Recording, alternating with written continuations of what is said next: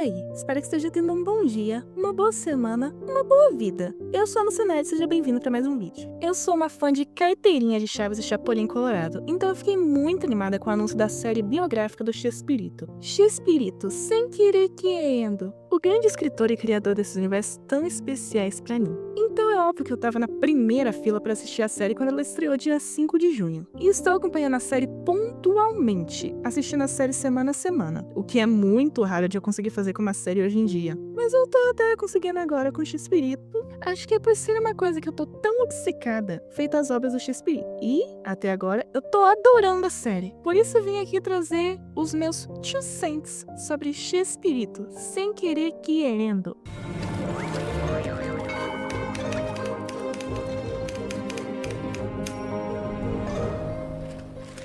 Ok, embora eu seja muito obcecada por arte, cinema e tudo mais, raramente eu me interesso muito pelos criadores por trás dessa ficção que eu gosto. Porque eu normalmente não acho que pessoas individuais têm muito a oferecer da própria vida além da arte. Mas o Chespirito pra mim sempre foi uma exceção. Eu ainda tenho uma cópia da biografia do Chespirito que eu tenho desde os meus 13 anos. É um livro que sempre significou muito pra mim. Mesmo quando eu peguei ele pela primeira vez e eu tava com muita preguiça de ler, eu só ficava passando as páginas pra rever essas fotos de bastidores. Foi esse livro que não só me abriu as portas para o universo fascinante do Chespirito, como também foi o primeiro contato com o gênero da biografia. A biografia seria todo livro, série ou filme dedicado a contar fatos sobre a vida de uma figura pública. Normalmente não é um gênero preferido de muita gente, né? Porque eu acho que a maioria das pessoas associa biografia quase como se fosse uma aula. Só um monte de fatos e informações chatas que você tem que se esforçar para entender o que está acontecendo.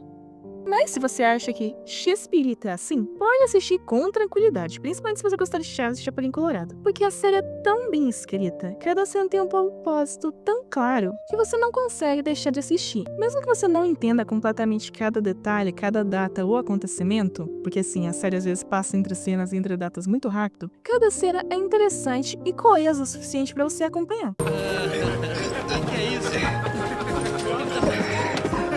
A série é contada de maneira não linear, ou seja, começa já com o Roberto como Chaves, já bem velho, e depois volta para mostrar como ele se tornou o Chespirito. Desde quando ele era criança e já queria ser artista, e até os seus primeiros passos construindo o seu universo. As cenas não se passam na ordem que aconteceram, por isso às vezes pode ficar confuso para quem já não tem um conhecimento prévio da biografia dos artistas. Mas eu acho que a ordem que eles estão contando a história não é à toa. Narrativamente, faz mais sentido ser fora de ordem, apesar de ficar meio confuso às vezes. Porque o Chespirito não chegou a criar o Chaves até ter uns bons 40 e tantos anos, então levaria muito tempo para chegar nesse pedaço se a história fosse em ordem cronológica. E vamos ser sinceros, a maior parte das pessoas só vão assistir por causa de Chaves. Por bem ou por mal, aqui no Brasil, o Bolaino só é conhecido por Chaves. Por isso eu tô esperando que muitas pessoas do Brasil vão assistir a série para conhecer mais da vida e da obra dele. Desse jeito, faz sentido ir e voltar no tempo dentro dos episódios, porque assim a história consegue focar no Chaves desde o começo. E também, ao mesmo tempo, mostrar o desenrolar da vida do homem. E dentro da história, esse formato também funciona para criar um suspense. Uma coisa que eu também achei muito interessante. O jeito como eles mostram o Chespirito mais velho como um artista de sucesso, mas também um homem endurecido pela vida, que parece que carrega o peso do mundo nos ombros. Mas depois mostra ele criança, cheio de vida e amor e esperança. Essa mudança te deixa curioso. Você quer saber o que aconteceu para esse menino sonhador se tornar um homem tão confuso. Eu acho essa narrativa muito brilhante, tipo, logo lá na primeira cena da série tem essa cena de todo mundo no camarim, correndo para deixar tudo pronto e parecendo com medo do Roberto, aquele chefe distante e frio, todo poderoso. E quando chega no camarim, o Roberto é todo caracterizado como aquele menino inocente, com um olhar ingênuo, mas ele age com frieza e amargura, estressado porque as coisas não são do jeito dele. É tipo uma justaposição tão brilhante, tão poética.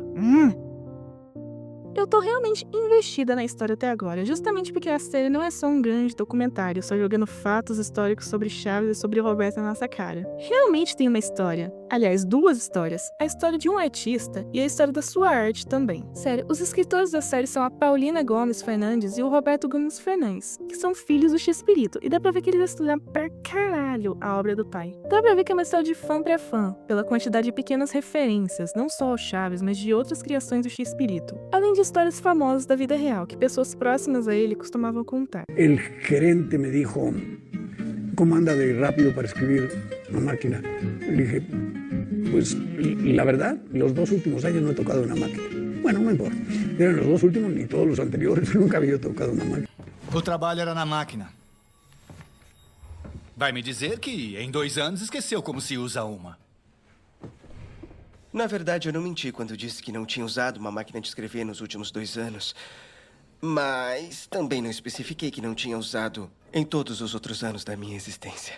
Como eu disse, é a história de um artista e da arte dele também. É a história da relação de um artista com a sua arte. Não à toa, todos os atores são marcados não apenas representando as versões fictícias das pessoas reais que eles interpretam, mas também os próprios personagens que as pessoas interpretam nas produções de Chespirito. Então, por exemplo, o Pablo Cruz Guerreiro, o ator principal, ele não interpreta só o Roberto Gomes Bolanhos, ele tem a responsabilidade de interpretar o Roberto, o Chespirito, o Chaves, o Chapolin Colorado, o Dr. Chapatin, todos os personagens do Bolanhos. E por falar nisso, as atuações são primorosas, magistrais. Você consegue sentir o carinho de todos pelo que eles estão construindo ao longo do caminho. E cada um ali se dá de coração em nome de realizar essa série. Juro, ver o Chespirito na tela, atravessando a porta da frente do hotel em Acapulco e ficando preso que nem o Chaves ficou na porta giratória, me trouxe uma emoção tão forte que eu senti o meu peito acelerar. Não sei se dá pra perceber só pelo áudio, mas eu fiquei emocionada, de verdade.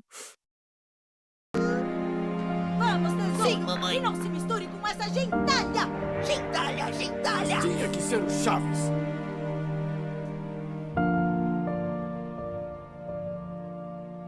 Mas, como nem tudo são flores, eu gostei pra caramba da série até agora, mas ainda tem uns detalhes que me incomodaram. Tá que é uma série biográfica, não um documentário. Óbvio que vai ter algumas paradas fictícias pra ficar legal, misturada com os fatos pra ficar mais fantasioso, mais lúdico, mas ainda tem algumas informações erradas que é fácil de consertar. Em primeiro lugar, errar a data de quando o ator do Kiko saiu do seriado. A série coloca o Carlos Villagrán, ou o Marcos Barragán, a versão fictícia do cara na série, tanto faz, saindo da produção da série em 1977. Mas na vida real, ele ficou durante a temporada de 77, gravou a temporada de 1978, saiu no final de 1978 e parou de aparecer na temporada de 1979. Não se lembra de que meu filho foi morar com a madrinha rica dele? É mesmo. Eu já não me lembrava. Além disso, a série parece dar a entender que o Chespirito cancelou o programa Os Super Gênios da Mesa Quadrada e criou um novo programa depois, quando ele se cansou das exigências que faziam sobre a escrita dos Super Gênios. Na vida real, o programa nunca foi cancelado. Ele simplesmente foi rebatizado de programa Chespirito e passou a acrescentar outras sketches de humor além dos Super Gênios. Inclusive, foi nesse programa Chespirito que surgiu pela primeira vez os personagens Chapolin e Chaves, antes dele terem as próprias séries. Lógico, eu sei que essas coisas incomodaram mais a mim, porque eu pesquisei sobre essas coisas e eu sei a história real, mas uma pessoa com menos conhecimento sobre Chaves ou sobre a vida do Roberto pode não ligar ou nem mesmo perceber que tá errado. Então eu acho que, pra quem não tem tanto interesse na história real, só vai assistir por curiosidade, não vai importar muito. Eu diria que eu tô um pouquinho preocupada com a desinformação que esses errinhos da série podem propagar, mas pode ser só uma neura minha. E já que estamos falando sobre as coisas que eu não gostei da série, vamos falar de uma vez sobre o elefante na sala. A Florinda Mesa. Aliás, a Margarita, como a personagem é chamada na série. O nome é fictício, já que a verdadeira Florinda Mesa não autorizou usarem o nome dela. E dá pra ver por quê. Desde a época do trailer, um detalhe que causou polêmica na série é sobre como a série vai retratar a relação do Roberto e da Florinda, já que mesmo fora da série, essa sempre foi uma questão sensível quando se discute a vida do Chespirito. Pra você que não conhece a história, resumidamente, sempre houve uma certa polêmica sobre o relacionamento do Roberto Gomes Bolanhos com a Florinda Mesa, porque ele se separou da primeira esposa, a Graciela Fernandes, a mãe dos 6 filhos do Roberto, pra poder ficar com ela. E isso sempre causou um rebuliço nos urubus de fofoca de plantão, porque meio que fica no ar a questão de se o Roberto traiu e abandonou a Graciela e os filhos pra poder ficar com a dona Florinda. E essa é uma questão bem delicada, que muita gente até hoje estranha. Ficam discutindo se foi traição ou não, de quem é a culpa, etc. Mas a série até agora parece não ter papas na língua pra discutir esse assunto. E representa a Margarita, por falta de uma palavra melhor, que nem uma biscate, basicamente.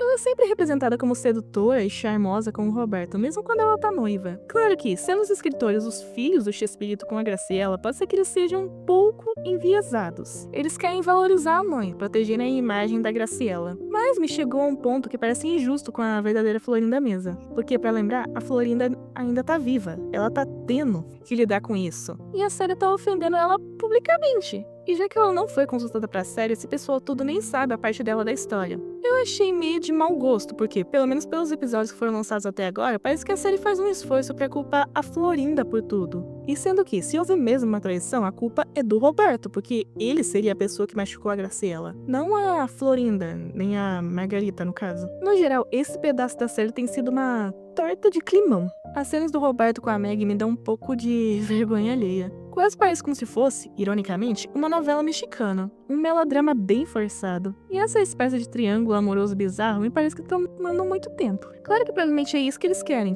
polêmica, querem barraco, porque isso chama atenção pra série. Só que isso é ruim porque toma muito tempo de tela de histórias mais interessantes, como a relação do Roberto com os outros colegas de elenco do seriado, ou como ele se sentia sobre a escrita dele. Isso é o que mais me atrai na série, a relação do Boilanhos com a escrita dele. Eu sou suspeita pra falar, claro, mas eu amo ver histórias que exploram a relação de um artista com a sua arte. Como a sua vida, os seus sentimentos e as suas experiências moldam aquilo que eles criam, e como impacta a vida quando a arte deixa de ser apenas um desejo para se tornar sua vida. Eu entendo que essa é a narrativa que a série quer passar, de como a fama e as obrigações, com o passar do tempo, mudaram o Roberto de um artista sonhador para alguém sufocado, perdido. E a fama e responsabilidade sumiram tanto a cabeça que o Roberto Gomes Bolanhos dos anos 70 parece outra pessoa diferente do Chespirito dos anos 50. Essa é a vibe que a história tá me passando, e eu quero ver finalmente a ponte que mostra a ligação entre esses dois homens iguais, mas diferentes. E ironicamente, um homem que tem que lidar com tantos problemas pessoais e profissionais é o mesmo homem que ainda tem que ir pro trabalho todos os dias e vestir a fantasia de um garotinho inocente e doce, sem nada a perder e nenhuma preocupação com a vida. Como se esse personagem fosse uma máscara que ele pudesse usar para disfarçar sua realidade. Pois, afinal, toda arte não é assim?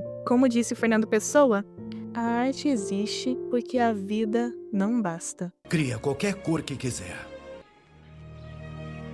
De que cor é o riso? Você é um artista. Mas agora eu quero saber de vocês. Vocês estão assistindo a série? O que acharam da série até agora? Mudaram alguma coisa? Me conta aí nos comentários. Se inscreva e ative o sininho pra assistir mais vídeos como esse, deixa o like e compartilhe pra impulsionar o canal e me siga nas minhas redes sociais pra me dar uma força. Muito obrigada por assistir até aqui, sai vídeo novo todo domingo às 10 horas da manhã e só shorts dia sim dia não. E até nos vemos de novo na semana que vem, nessa mesma hora e nesse mesmo canal. Moça Nerd desliga. Tchau!